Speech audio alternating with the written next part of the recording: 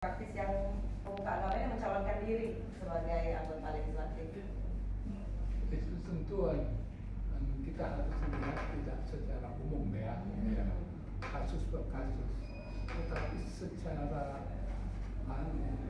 hakikinya ajaran yang dikehendaki khususnya dari sisi Islam, apapun yang kita ingin lakukan harus berangkat dari niat baik. Niat untuk memperbaiki keadaan, niat untuk mengubah, menjadikan Indonesia ini dengan wajah yang semakin menyantuni masyarakat banyak, misalnya itu bisa banyak ya. Tapi berangkat dari itu tadi, niat baik itu yang harus dilakukan oleh para tokoh agama ketika dia terlibat dalam pencalonan misalnya gitu. Dia harus berbeda dari sisi itu menurut saya. Dia tidak larut kepada perkembangan politik yang kadang-kadang pada era sekarang ini kan lebih banyak membingungkan orang. Ngeri sekarang. Apalagi kelihatannya yang diwanti-wanti oleh Lemhanas itu kemungkinan pemanfaatan media sosial dengan menggunakan artificial intelligence itu betul-betul menyangkut moralitas yang bersangkutan. Kalau dia tidak secara moral kuat berpegang kepada akhlak agama dalam soal itu, dia dengan mudah bisa memanfaatkan itu gitu. Apapun resikonya terhadap masyarakat dia jadi tidak peduli. Tapi ketika kita sebagai tokoh agama masuk ke dalam dunia itu, tentu itu tidak boleh. Orang melihat kita dari sisi itu saya kira menjadi sangat penting gitu. Karena jadi kilo-kilo itu yang harus berbeda gitu. Paling utama itu niat ya. Niat yang diterjemahkan ke dalam perilaku yang berbeda ketika segala kemungkinan terbuka kita tidak terlibat di situ. Iya, saya kira.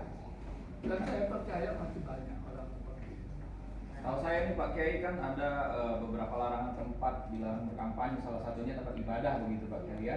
Nah ini cak mana Pak Kiai? Kalau memang ada terselubung dalam konteks seolah-olah silaturahim, bantuan, pengajian. Nah ini kepada ulama-ulama yang ada di seluruh kabupaten kota ini cak mana dari Pak Kiai? Iya, itu yang dikhawatirkan. Kalau rumah ibadah digunakan itu katakanlah kampanye itu, nanti kan harus membuka pada semua. Akibatnya masjid yang semula menjadi pemersatu masyarakat bisa menjadi berubah, bisa kemudian memecah belah masyarakat. Ini sebetulnya yang harus kita pelihara. Masjid ini ketika ketika era pemilu pilkada itu di luar bagaimanapun juga carut marutnya, hendaknya masjid tetap berada dalam suasana damai dan tenang. Karena itu saya kira sangat arif kalau kita tidak menggunakan masjid untuk tujuan-tujuan politik praktis seperti itu gitu. Jadi netral gitu ya. Iya. Cuman ada juga nih Pak dari izin anak umpama pembangunan masjid itu dalam keadaan setengah tangguh. Sehingga ada salah satu butuh bantuan. Ini donatur dari warna-warni lah intinya ya. Nah, masuk tiba-tiba dia dapat soundingan dari pengurus masjid tadi misalnya kan. Nah, itu cuma tipis-tipis itu Pak Raina. Saya kira kembali lagi kalau politik ini sudah meracuni agama ini memang susah. Banyak cara. Itulah Pak, politik ini Pak Kiai. Kadang-kadang orang mengatakan siasat, strategi. Banyak jalan menuju roh. Masjid tidak boleh digunakan untuk tempat politik. Tapi bantuan bukan politik. Sedekah. Benar Pak Kiai. Ini kan bantuan untuk masjid. Sejarah panjang. Iya, Tapi kan di balik itu kan siapa yang bantu? Si A. nyalon. Nah ini ada Iya, politik ini sudah diartikan oleh para pelaku pelakor politik ini siasat. Nah kalau siasat ini kan malu. Iya, ada viral sempat waktu itu Pak Rega ya. Setelah gagal itu nyalek, Kita nyalek lagi ambal itu. Siapa Diubek kalau. Ini banyak kejadian seperti itu, Mas. Iya. Ya kan?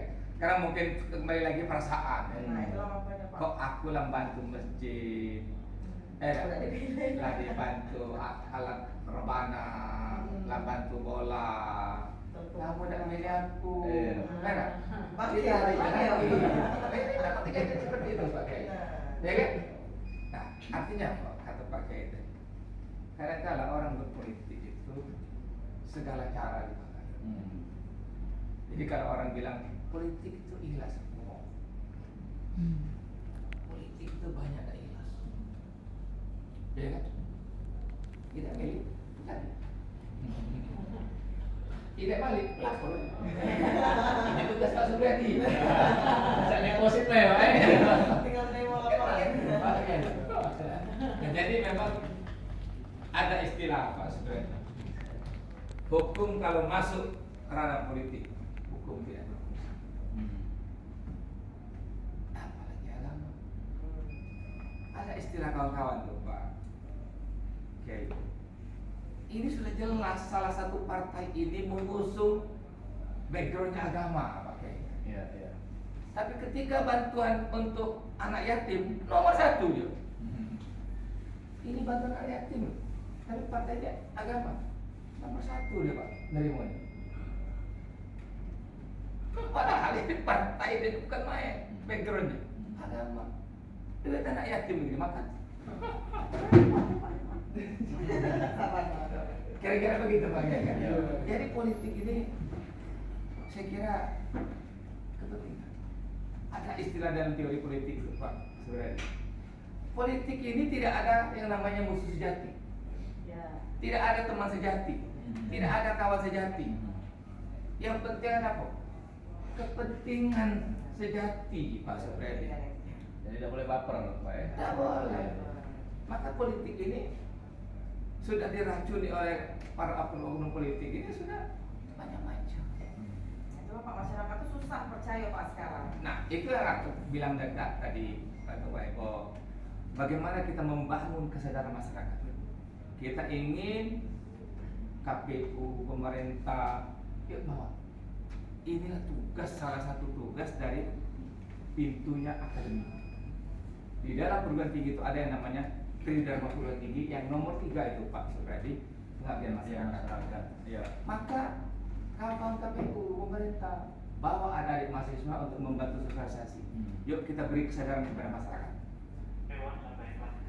Menurut Bapak di tahun 2024 ini kayak kondisi masyarakat malah memilih untuk pasif, aktif atau malah golput kira-kira Pak? Jadi Saya kayak kira- Pak dijawab iklannya. Nah, gitu. Minum, Pak. Minum, Pak. Kita bakal balik lagi pemirsa. Iya, yang benar ini. Tetap bersama